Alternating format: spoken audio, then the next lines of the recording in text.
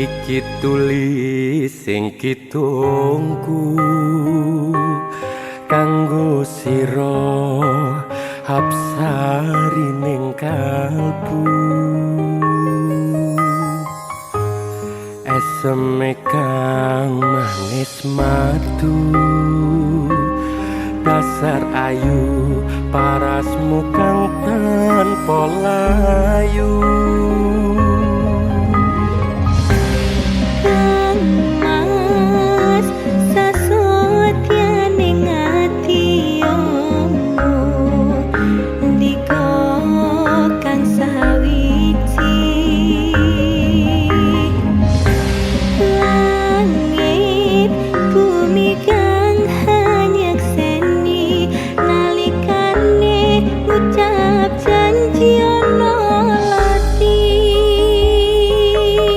mung siji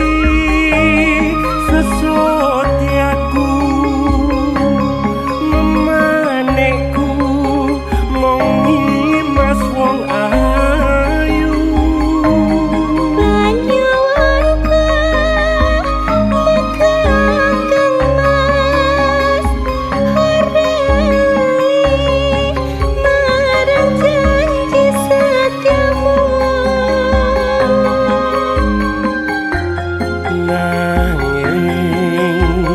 kabeh kuwi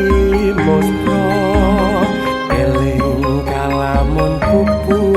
sing tresno wis tak cukup ngelekne sliramu nanging tak lali-lali kan bisa lali.